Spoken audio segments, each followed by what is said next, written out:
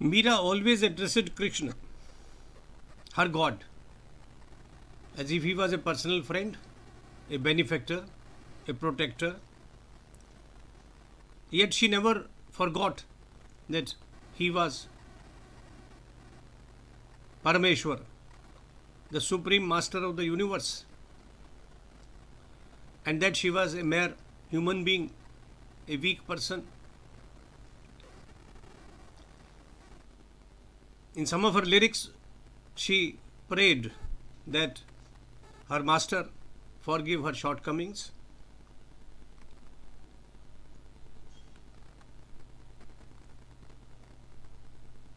She assured him that she had been his devotee over a number of births and lives. She wanted him to visit her. This was a request which continued in verse after verse. In her mind, he was visiting her. She used to get lost in trances, thinking of Krishna. She wrote, Satguru Mahari Preet Nibhajyo ji थे छो महारा गुण रा सागर ओगन मारो मति जाज्यो जी लोक न धीजई मन न पतीजई मुखड़ा रा शब्द सुनाज्यो जी मैं तो दासी जन्म जन्म मारे आंगन रमिता आज्यो जी मीरा के प्रभु हरि अविनाशी बेड़ो पार लगाज्यो जी. She knew that God was all present, omnipresent, that he was there to help everyone, but she wanted him to come over to her.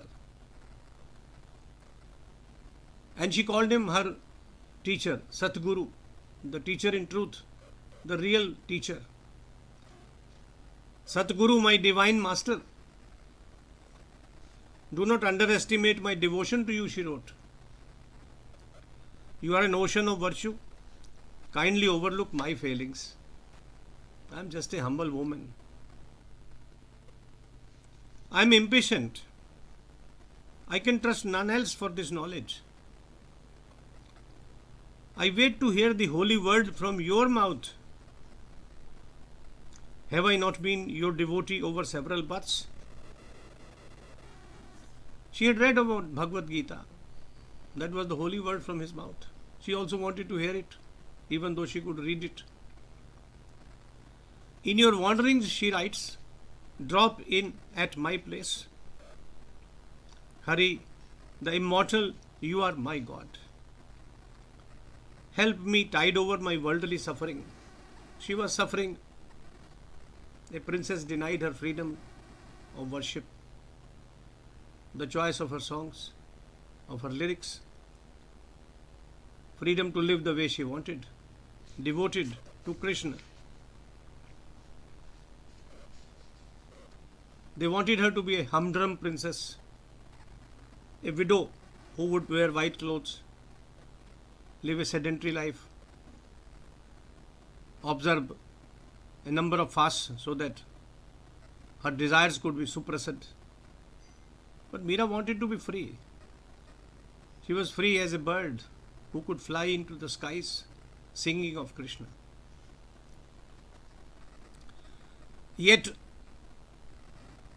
her realization of God was always in the form of a patient waiting.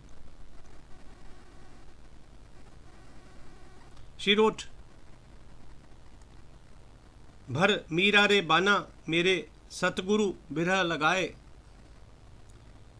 पावन पंगु कानन बहिरा सूझत नाही माना खड़ी खड़ी रे पंथ निहारूं मरब ना कोई जाना सतगुरु औषधि ऐसी दीनी रूम रूम भई चैना सतगुरु जस्या वैद न कोई पूछो वेद पुराना मीरा के प्रभु गिरधर नागर अमर लोक में रहना. She believed that Krishna was her guide, her teacher, her master, her lover, her everything.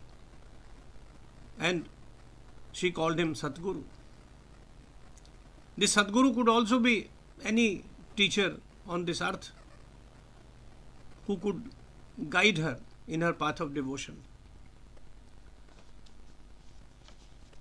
But Krishna was absent, so she wrote, "The Satguru's absence hurts me like a piercing arrow." Imagine a piercing arrow. It is going slowly through the body, piercing, screwing, twisting, hurting her. I feel helpless like a dumb, deaf and lame person. I wait for his arrival. There is none to understand my suffering. I have seen the light. He has arrived. How did he arrive? In her imagination, in her enlightenment, that God is omnipresent and God is present within her. Look into your conscience, that is God. I have seen the light, he has arrived. With his spiritual nursing, my body and soul are at peace. Krishna talks of conscience, an awakened conscience in the Gita. He says, you find God, look within. Your own conscience is your God.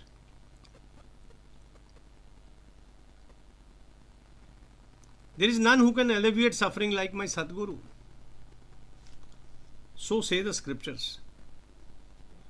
Thinking of him as Giridhar's devotee, Meera stays in a state of bliss. That is the beauty of it. She stays in a state of bliss. It is the thinking which matters. Forget about everything. Sarva dharman parityajya mamekam sharanam braja aham tva sarva papebhyo moksha ishyami mashucha. Leave aside all sorts of religions, thoughts, thinking, ways of life, just to take shelter in me. Believe in God, do the good, and I'll take care of you. Meera too believed. She believed that the God alone was real. Our body was subject to destruction. Human beings are born to die, while God continues. We don't know since when, and we don't know till when. She wrote, मोही लागी लगन गुरु चरणन की, चरण बिना कछु वही नहीं भावई, जग माया सब सपनन की, भव सागर सब सूख गयो है, फिकर नहीं मुहे तरनन की, मीरा के प्रभु गिरधर नागर, आस बही गुरु शरणन की. The theme is the same. I seek his shelter, and in his shelter I get peace of mind. Besotted I am by devotion to Sadguru. She writes, मोहि लागी लगन गुरु चरणन की.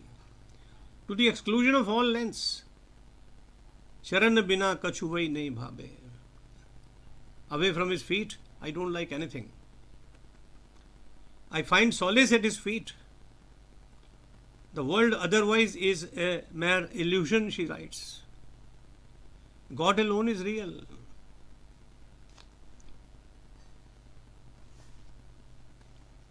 And here she writes something remarkably brave. The truth of her life. She says, I am not afraid of anything, so long as God is with me. The ocean of life has run dry. She had to leave her hearth and home, go away from Chittor to Vrindavan, from Vrindavan to Dwarka. All those were long distances to travel. So you can imagine the hardships she must have faced. The ocean of life has run dry, she says. I am, however, not worried. Effortlessly, I shall cross it under his guidance. I am a devotee of Girdhar. I have put my faith in His bounty. Bounty which is inexhaustible, the bounty of mercy, the bounty of kindness, the bounty of happiness, spirituality, which we can all get if we worship God selflessly, think of Him as the inspirer of all that is goodness. Be good to others. Don't hurt anybody. As Narsi wrote, Vaishnav Jan tete kahiye, jo peed parai jaane de. If you know the suffering of others, you are the real Vaishnava, the follower of God. This is what Meera wrote. This is what most of the other saints wrote. God is not to be worshipped with ringing bells and songs or dances, but by doing good deeds. Krishna wrote of the same in Gita. Your good deeds are your salvation. Meera believed in it. She lived it in her own way. She gave a lot of charity. For whatever she had, she would give it in charity. The source of her inspiration was God. She believed in God as a reality, not as just a figment of imagination. We shall take up more of Meera's writings in the next video. Her determination to attain God, her waiting for Him each moment of her life, and of course her anger with the heartless Krishna. Till then, adieu. Jai Sri Krishna, Jai Sri Krishna, Jai Sri Krishna.